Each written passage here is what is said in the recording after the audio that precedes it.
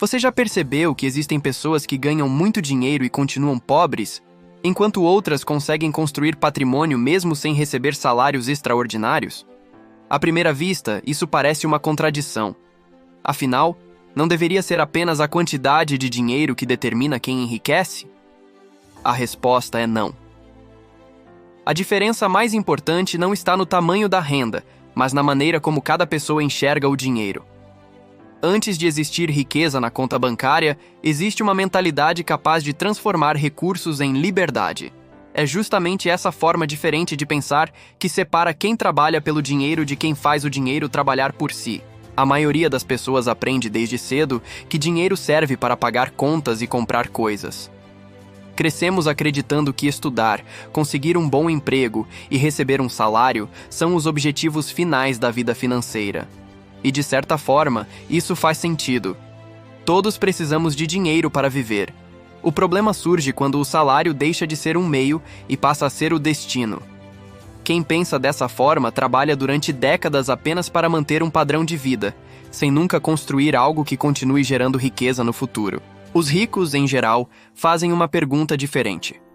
Em vez de pensar apenas em quanto ganharão no próximo mês, perguntam como aquele dinheiro poderá produzir ainda mais dinheiro ao longo dos próximos anos. Essa mudança de perspectiva parece simples, mas altera completamente o resultado. Enquanto muitos enxergam o salário como recompensa pelo trabalho, quem constrói patrimônio o vê como uma ferramenta capaz de comprar ativos, gerar renda e ampliar possibilidades. Adam Smith, considerado o pai da economia moderna, explicava que a riqueza nasce quando o capital é utilizado para criar valor. Em outras palavras, dinheiro parado representa apenas potencial. Quando é investido em empresas, imóveis, negócios ou conhecimento, ele começa a produzir novos resultados. Essa lógica acompanha praticamente todas as grandes fortunas da história. Elas não cresceram apenas porque seus donos trabalharam muito, mas porque aprenderam a multiplicar aquilo que já possuíam. Talvez por isso tantas pessoas confundam riqueza com aparência. Vivemos em uma sociedade onde carros de luxo, roupas caras e viagens impressionantes são vistos como símbolos de sucesso. Mas aparência e patrimônio nem sempre caminham juntos. Muitas pessoas parecem ricas porque gastam muito, enquanto outras realmente são ricas justamente porque aprenderam a gastar menos do que poderiam.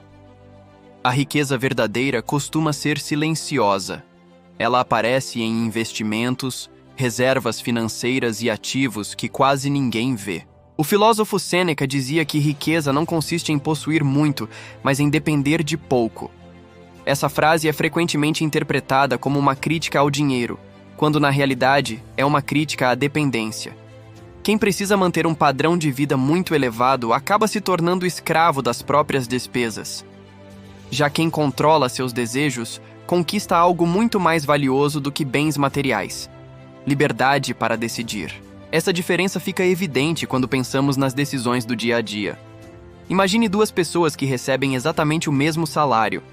A primeira aumenta seu padrão de vida sempre que recebe um aumento. A segunda mantém suas despesas praticamente iguais e investe a diferença. Depois de alguns anos, ambas tiveram a mesma renda, mas construíram realidades completamente diferentes. Uma continua dependente do próximo pagamento. A outra começa a depender cada vez menos dele. Existe um conceito bastante conhecido entre investidores: comprar ativos antes de comprar passivos. Um ativo é algo que tende a gerar renda ou aumentar de valor ao longo do tempo. Um passivo, por outro lado, exige gastos constantes para ser mantido. Os ricos costumam priorizar aquilo que produz riqueza antes de investir em aquilo que apenas demonstra riqueza. Não porque desprezem conforto, mas porque entendem que consumir antes de construir patrimônio costuma atrasar a liberdade financeira. Outro aspecto importante é a maneira como o tempo é valorizado. Para muitas pessoas, dinheiro e tempo parecem coisas completamente diferentes. No entanto, quem alcança a independência financeira percebe que ambos estão profundamente conectados. Cada compra representa horas de trabalho, cada dívida compromete parte do futuro, e cada investimento bem feito pode devolver tempo livre mais adiante. O dinheiro deixa de ser apenas um número e passa a representar anos de escolhas. Henry David Thoreau escreveu que o verdadeiro preço de qualquer coisa é a quantidade de vida que precisamos entregar em troca dela. Essa reflexão transforma completamente nossa relação com o consumo. Um objeto deixa de custar apenas alguns milhares de reais. Ele passa a custar semanas de trabalho, finais de semana perdidos, horas longe da família e energia dedicada para manter um padrão de vida. Quando pensamos dessa forma, muitas compras deixam de parecer tão necessárias. Os ricos também costumam compreender algo que a maioria das pessoas demora muito para perceber. Investir não serve apenas para acumular patrimônio, serve para comprar liberdade. Cada aplicação financeira representa uma pequena parcela de independência sendo construída silenciosamente. Os juros compostos não multiplicam apenas dinheiro, eles multiplicam possibilidades. Quanto maior o patrimônio, menor tende a ser a dependência exclusiva do próprio trabalho. Schopenhauer observava que o ser humano se adapta rapidamente às conquistas materiais. Compramos algo novo e sentimos felicidade durante alguns dias.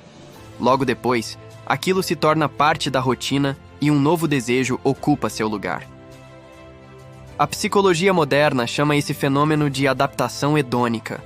É justamente por isso que aumentar constantemente o padrão de consumo dificilmente produz satisfação duradoura.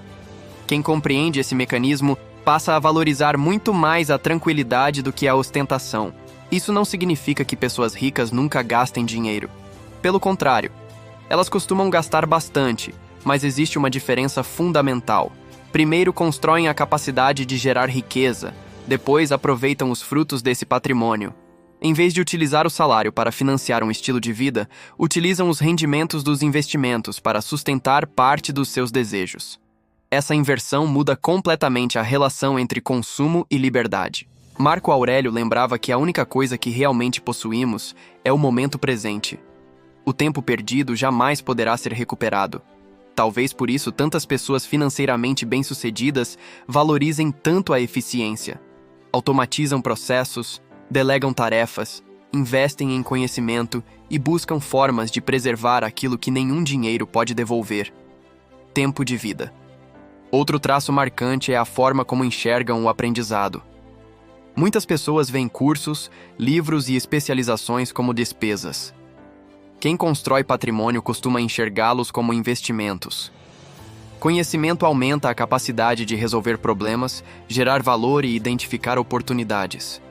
Em uma economia baseada em informação, talvez nenhum ativo seja tão importante quanto a própria capacidade de aprender continuamente. Existe ainda uma diferença emocional importante. Enquanto muitos tomam decisões financeiras guiados pelo medo ou pela euforia, investidores experientes procuram agir com racionalidade. Eles entendem que crises fazem parte da economia, que mercados sobem e descem e que riqueza raramente é construída através de decisões impulsivas. A paciência costuma produzir resultados muito superiores à pressa. Aristóteles afirmava que excelência é resultado de hábitos repetidos diariamente. A construção de riqueza segue exatamente esse princípio. Não depende de um único grande acerto, mas da repetição constante de pequenas decisões inteligentes. Guardar um pouco todos os meses, investir regularmente, evitar dívidas desnecessárias, controlar impulsos e pensar no longo prazo parecem atitudes simples. No entanto, acumuladas durante décadas, elas transformam completamente uma vida financeira. Talvez o maior erro da nossa cultura seja ensinar que riqueza significa gastar muito. Na prática, riqueza significa possuir opções. É poder mudar de emprego sem desespero, enfrentar uma emergência médica sem entrar em colapso financeiro, dedicar mais tempo aos filhos, estudar uma nova profissão ou simplesmente descansar quando necessário. Dinheiro, nesse contexto, deixa de ser um objetivo e passa a ser uma ferramenta para proteger aquilo que realmente importa. Por isso, quando observamos pessoas que construíram patrimônio de forma consistente, percebemos que elas não são movidas apenas pelo desejo de acumular dinheiro. O verdadeiro objetivo costuma ser conquistar autonomia. Elas entendem que dinheiro, sozinho, não compra felicidade, mas pode comprar tempo, segurança, tranquilidade e liberdade de escolha. E talvez sejam justamente essas condições que permitam uma vida mais plena. No fim das contas, a diferença entre ricos e pobres não começa na conta bancária, mas na maneira de pensar. Enquanto uns enxergam o dinheiro apenas como algo que entra e sai todos os meses, outros o enxergam como uma ferramenta capaz de construir liberdade ao longo do tempo. E essa talvez seja a maior lição de todas. Enriquecer não é apenas ganhar mais. É aprender a pensar de uma forma que permita ao dinheiro trabalhar silenciosamente para você, em vez de passar a vida inteira trabalhando apenas por ele.